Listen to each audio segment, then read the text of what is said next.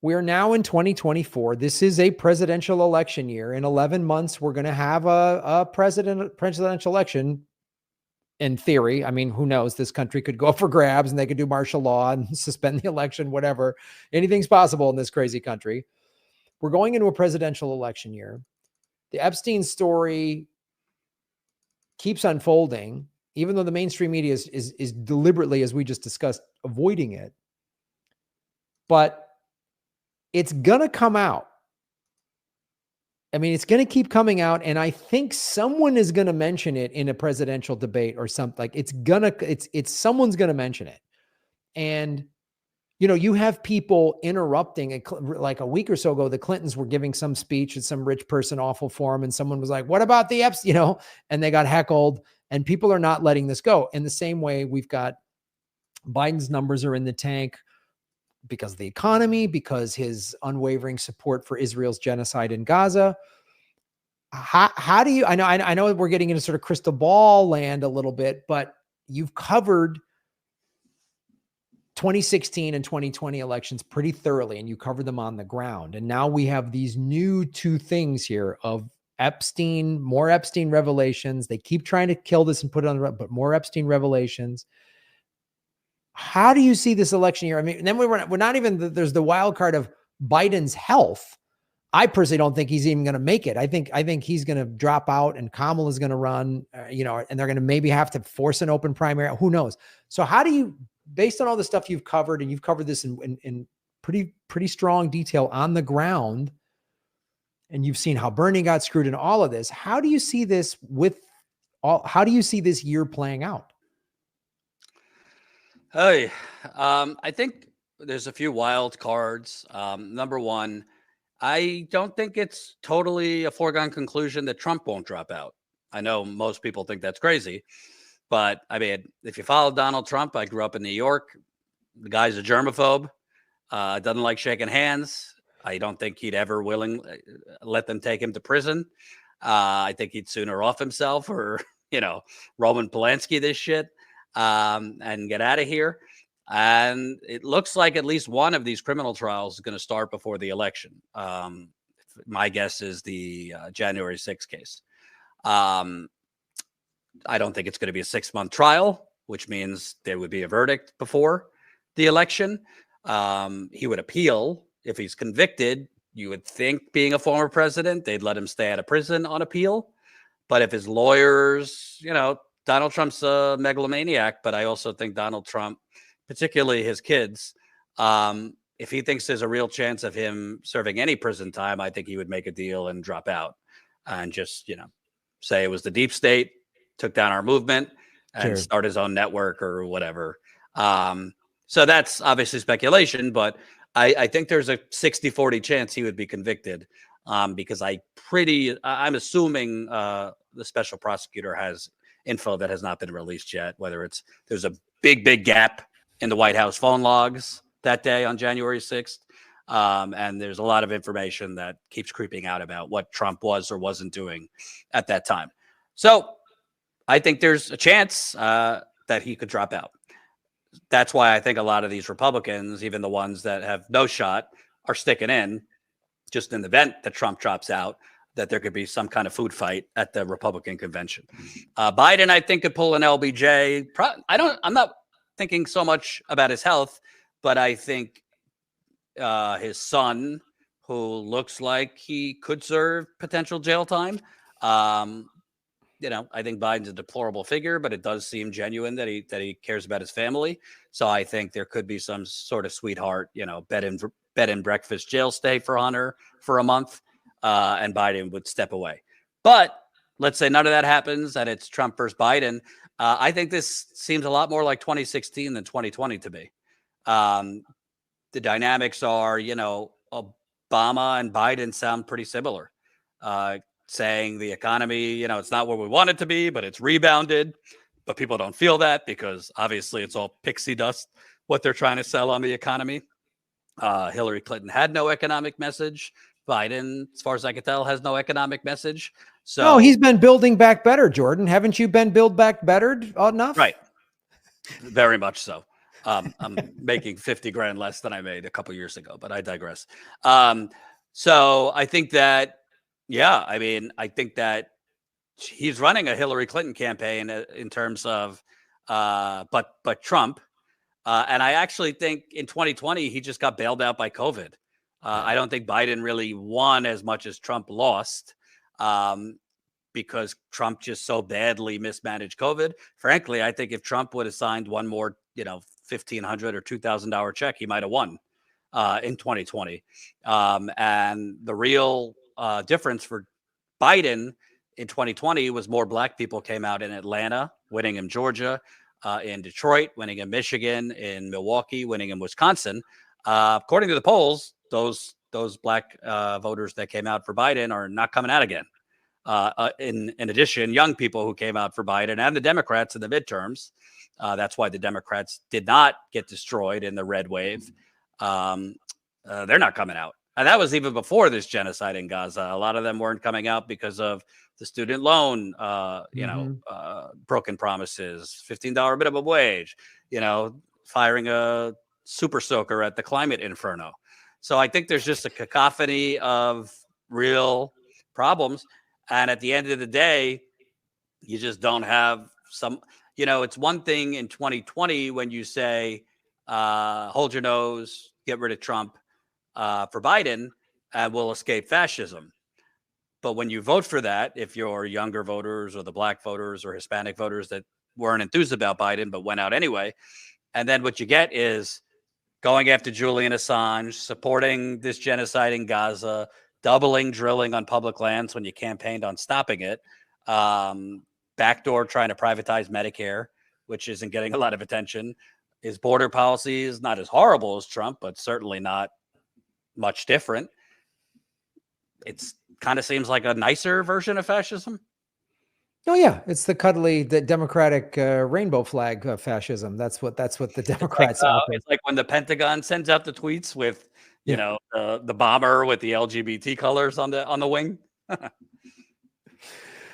Yeah, you bring up it. I mean, it's really like if all of this crazy stuff does not happen and it is Trump versus Biden, I mean, Biden's gonna lose because his whole campaign. I mean, they're already doing it. If it is Trump or Biden again, Biden's gonna run Trump is bad. That'll be his campaign because what can he offer anybody? I didn't give you student debt forgiveness. I've drilled more than Trump. The economy sucks. And I'm sending all this money to Ukraine and Israel. Like how? I also think there's one other element. I think it matters who Trump picks as his vice president because remember McCain picked Palin, which really hurt him. Trump, you would think, well, who is Trump going to pick that's going to make anyone more worried than they are about Trump? Well, there's Marjorie Taylor Greene. I personally, I'm not joking. I think Trump would just choose whoever he's most attracted to. So there's the South Dakota governor, Kristi Noem, who's one of these. She's like a better looking version of Sarah Palin. She likes toting the guns in commercials and she's a bit of a lunatic too. She's been rumored. So you got Noem, Marjorie Taylor Greene. People have even talked about Lauren Boebert. I think Trump really thinks that he could win if he just stokes the hell out of the base. Picking one, I think he's going to pick a woman.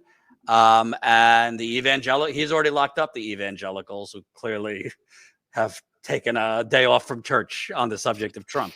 So I think it's one thing for independents. All right, we have our qualms about Trump, but if he picks like a fellow traveler who's perhaps more loony than him, I think that might be too much of a pill to swallow. And I think he is considering the South Dakota governor, Kristi Noem, Elise Stefanik, who's been making the round. She's the New York congresswoman who's like taken down the Harvard president and, is on the anti-woke crusade. Marjorie Taylor Greene. So I would look at who he chooses. It'll definitely excite the Fox News base and Trump's base, but it might be too much for the independents who might consider Trump again. And it might actually peel back some of those younger voters or black voters who are like, we can't have this double whammy. Well, let me ask you, bring up the independents. Let's talk about that. We have a very interesting field of independents, more so than we've ever seen. We've got Dr. Jill Stein running again. We've got Cornel West, who was a People's Party, then he was Green. Now he's running as an independent. You've got RFK Jr., who was running as an independent, or as a Democrat. Now he's an independent. So you've actually have three, and it's something I interviewed Jill Stein last month, and she brought up a good point. She goes, actually, Graham, every time I've run in the past, it's just been me and some libertarian you didn't really know much about.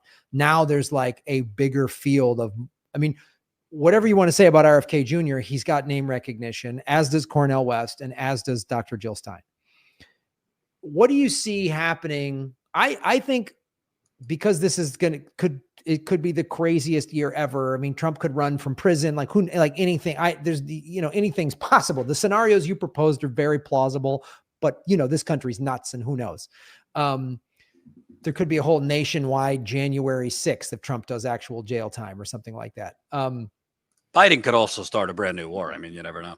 Yes. Biden could be so low in the polls that all of a sudden we could get some Hamas attacks Disneyland false flag, and just to try to do what they did for 9/11 to get everybody, the Super Bowl, the Hamas blows up the Super Bowl and everyone will get mad or something like that. Americans won't really pay attention unless the Super Bowl's canceled. So, or the Final Four or something like that. But the Super Bowl is a big one. So how do you see this independent field?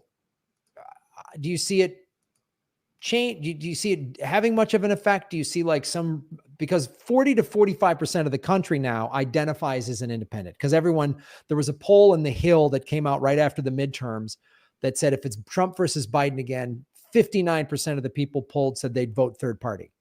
I think there's a lot of people that are fed up. I agree. Trump is going to get like Lauren Boebert or someone like that to stoke his base, and an anti-woke vice president female will get a lot of votes. There's no two ways about it. But how does this huge voting block of independents that are all over the map? I mean, they're really you talk to independents, and I'm doing some work for open primaries. You interview them, and they're fascinating people. They're like, yeah, I'm Second Amendment because I like hunting with my dad, but I'm pro-choice because I don't want the government telling my wife what to do. They don't fit into a box the way the media wants them to. How do you see these three name independents affecting this election? Unfortunately, I think RFK is the real one that will make an impact. I think I'm a big fan of Cornel West, but it is what it is. I think he made a mistake leaving the Green Party for an independent run. I think more lefties that were kind of Bernie people are actually interested in a third party, and saw hopes in building the Green Party through Cornel West. And since he's run as an independent, I just think the buzz and general interest in his campaign has dipped down. He's not doing much campaigning wise. I mean, right now they're focused on ballot access, but he's not doing much in events and things like that. And he's been honest, it's hard to raise money to do that kind of Bernie traveling or all around the country. But I think he would have had a better chance to, be higher in the polls if he was with the Green Party, who does have experience, not success, but at least experience, getting on ballots, running campaigns. So I think he would have had more of an impact if he would have stayed with the Green Party. RFK, I mean, I've made no secret, I'm not a fan, but I think the problem RFK is going to have, believe it or not, most voters don't know the full scope of his statements, shall we say, over the years. I mean, most people are not your audience, my audience, and paying attention to this stuff. They're just agnostic. They watch, 1,000-Pound Sisters or, Real Housewives or NFL, and start paying attention to elections, maybe a few weeks before, in terms of the general election. And I think on both sides, Democrats and Republicans are going to do something bipartisan. They're both going to carpet bomb the airwaves attacking RFK. Because in some polls, it looks like he's taken more away from Biden. Some polls, it looks like he's taken more away from Trump. And it's not just vaccines. He said crazy shit about, 5G and certain medications making your boy turn into a girl. And I mean, we're talking all the way back to like the 1980s. So also some kind of sketchy things with his foundation and money. So I think a lot of independent And voters. let's not forget, Epstein, his ties to Epstein now that are coming out. Yes. So I think a lot of independent voters are just pragmatic. They're not hardcore partisans. They're just moderate or pragmatic, or many cases lean right. And they don't like kooky conspiracy people. And he is. Sorry, to tell the truth, but he is. So I think that RFK, once that carpet bombing starts, you'll see his poll numbers go down. But I think really the key here, because the presidency is only really about 5 or 6 states. It's not really running for president of the country. It's running for president of Michigan, Michigan, Wisconsin, Pennsylvania, now Arizona, Georgia. I think Biden's going to lose Arizona and Georgia because he barely won either. He won both by less than a point. Michigan, I think it's going to have less to do with third party and more to do with Dearborn and Detroit, because Biden is significantly losing the Muslim American vote right now. Not losing it to Trump, but a lot less support for him due to his actions or support of Israel's genocide. And that's what it is, of Palestine. And I understand why Biden's not doing it politically, because he thinks if he calls for a ceasefire or pulls the blank check, he's going to lose more Jewish voters. But at the end of the day, in Michigan, I mean, Biden won Michigan by 150,000 votes. That could easily turn, and it could come down to a margin of 10 to 20,000 votes, and you could lose 10 to 1,000, not only Muslim Americans but younger voters in Michigan because of your support of Israel. So I don't know if third party is going to make all the difference. I think it's going to be more what Biden has done or not done. But third parties could make more of a difference in Arizona, big Hispanic vote.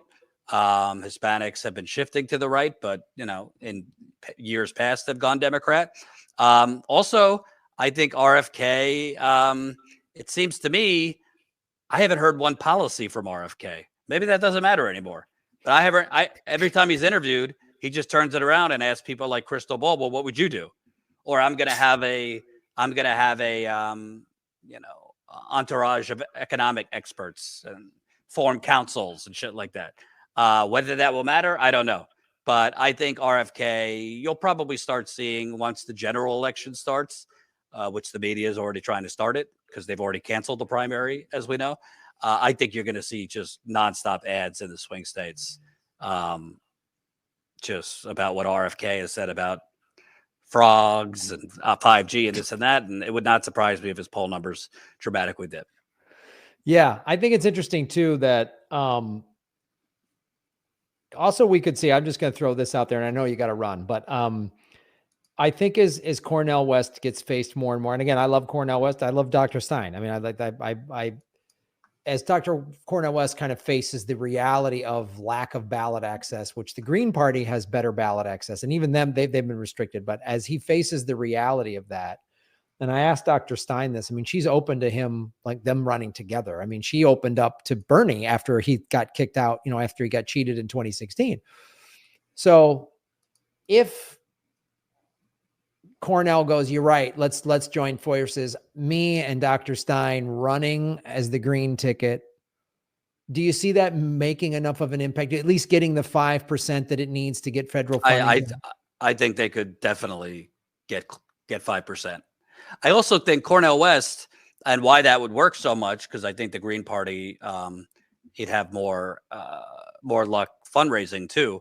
I think Cornel West's biggest asset is his mouth. Yeah, he needs to be out there doing rallies. Maybe you're not going to get 30,000 people like Bernie, but maybe you get a few thousand people. I mean, honestly, other than Bernie, I mean, the best speech I ever saw on the road was Cornel West the night before the New Hampshire primary in 2020. It was a packed sports stadium in New Hampshire, and Cornel West, I mean, it was a mix of, a preacher and he, even if you don't like politics or you're not even a lefty, you can't help but kind of be mesmerized. Nina Turner has some of that. But he's not out there, he's just doing interviews and podcasts. And I think if he was out there, which imagine him and Green Party, Jill Stein together, I think that could be really, really effective, and crazier things could happen. I mean, I'm not saying they would win, but if Trump drops out or some of the things we have talked about, get well above 5%. But at a certain point, going on, internet shows is good, but you got to be out there, in Detroit holding a mega rally, or, Atlanta, or this and that. And, unfortunately right now that's not happening. Yeah. Yeah. If Trump drops out and Biden drops out, then, if Cornell and Dr. Stein join forces, then they could actually they could maybe even win a state or two. I don't know. They could, at the very least, help down ballot Greens win. That could really shake up the Congress and the Senate and state assemblies and stuff like that, which is what I'd like to see the Green Party focus on, is a long-term strategy. But yeah, it's all conjecture at this point, because 2024 is going to be absolutely nuts. And I mean, to me, the bottom line is it's not as sexy. It won't get clicks. I'm not telling people to check out and not vote, but I would focus on labor right now, because whether it's Biden, Trump, who gives a shit? I mean, I personally think objectively on the things that matter, Trump is really scary and a lot worse. But I personally wouldn't vote for Biden again. I did it in 2020. I held my nose, and he did a lot of things that just were not much different than Trump.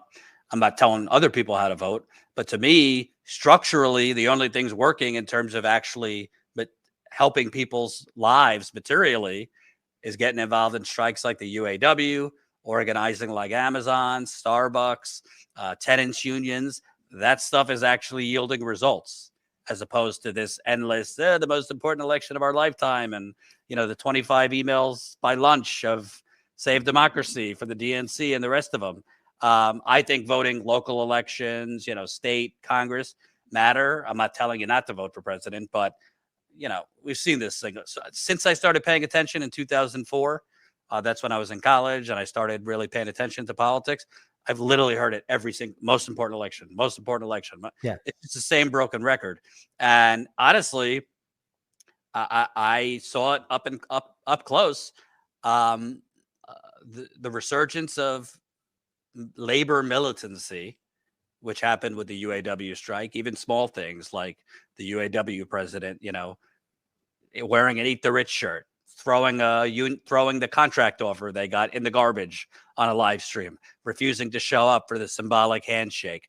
That stuff really matters, because the last time we had any form of economic equality in this country, with the disclaimer, not including Black, Hispanic, and indigenous people, was in the 1950s, 60s, and early 70s, when we had much higher labor union percentages.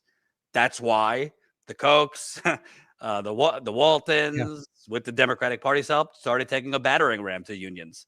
So I see Rome was not built or destroyed overnight, but I see the success we're starting to have in rejuvenating the labor movement in this country. That's where I think has the most chance of yielding results, and that's where I'm personally focusing my coverage. But I guess on the election, get your popcorn. I also think there's a small chance Trump, if he listens to his advisors, could pick Nikki Haley as like a Mike Pence with different parts. And if that happens, I actually think Trump will win in a landslide, because I think Nikki Haley will be very attractive to the independent voters, because she sounds kind of moderate and sensible. But I don't think Trump is that smart to do that. So. Yeah, I mean, the labor, and I would add the entertainment unions. I was walking a picket line all summer, and it was powerful. It was a powerful thing. I was there for the 2008 strike, the writer strike, which was like, okay. And the writers kind of buckled too soon, in my opinion. But this summer, man, it was no joke. And so many people were fired up, and, SAG did not buckle quickly when it was really impressive. And I think a lot of show business people who are typical, they're usually neoliberal, pro-democrat types. They got kind of radicalized to the labor movement, and they realized, oh, maybe we should, when we're back in production, make sure we go to a Starbucks that's been unionized. I mean, there was literally more like people really were understanding how valuable labor is. And I think, we're waking up to this, like how important labor is. And it was all happening that summer. The UAW was on strike, SAG was on strike, Amazon. I mean, there's been over 200 Starbucks have been unionized or something like that. I mean, you probably know better than I do that's been And I agree. I think labor is where the focus needs to be. And again, vote. I vote. Get involved. Vote in your elections. Ballot measures are important. Local elections are important. Vote for some third-party person. Don't support these two parties is what I pitch to my audience. But first of all, let's let go of it. Electoral politics is going to fix it. It's not. Like we talked about, strikes have already fixed it. Like lives have gotten better. my ability. I just talked to a worker that I interviewed on the picket lines at the UAW who was about to lose their house, and now they've saved their house through their raise. So it actually works and makes a big difference. Yeah, it works. They're saving their house. So I just shot a pilot for this game, for the Anything Can Happen game show in December. We're editing it. We're going to start selling it. And I feel very happy that I'm going to be out there selling a TV show with a better contract in place with my union than I have, because one of the reasons I was picketing, I picketed several times in front of Sony, because Sony owns the Game Show Network. The Game Show Network owns the show Cram that I used to host, that they started rerunning that show 2.5, 3 years ago. And I have gotten $0 in residuals. I'm the host of the show. I'm in 90% of the shots. That was an after show. It was before the SAG-AFTRA merger. And one of the reasons I was picketing is I'm getting no money for a show that is on TV right now. Someone's making money off of it. I'm not. Right. So I feel more confident that when I sell this show to one of the major networks, I'm going to have a better deal in place, and I'll be getting residuals 10, 20 years from now, which is what I should have been getting today. So, and that money affects daily life. Identity politics, maybe, but like what was my grocery bill today? What did it cost to fill my tank of gas? What does it cost to buy school supplies for my kid? That's what affects people. And when you make those things better for people, they don't forget. When you make them worse, they really don't forget. Well, I think there's another thing also. I mean, I don't have like it's anecdotal, but I covered the UAW strike I was out there twice for, I don't know, total 20 days. And I would say that a lot of the people that were involved in part of the strike, and a lot of the people that were supporting it that are not union workers, are non-voters. And non-voters are the biggest voting bloc in America. There's over 100 million people who don't vote. So I think a lot of people that are just totally checked out, don't believe in politics, cynical, rightfully so, and just have been that kind of non-voting class. A lot of them are starting to get involved with not just labor unions, but tenants unions, mutual aid. So that's good. Maybe we won't turn them into voters, but at least they're getting involved with direct action and labor. So I've seen that, not just UAW, but other things where union workers I speak with said, "Oh, I haven't voted in like a decade. What's the point?" But they're militant or getting involved for the first time in strikes and things like that. I also think it's a big deal. It's not, it's not going to get headlines now, but UAW behind the scenes right now, they're trying to get other unions in other industries to line up the expiration of their contract with the UAW's contract in May 2028.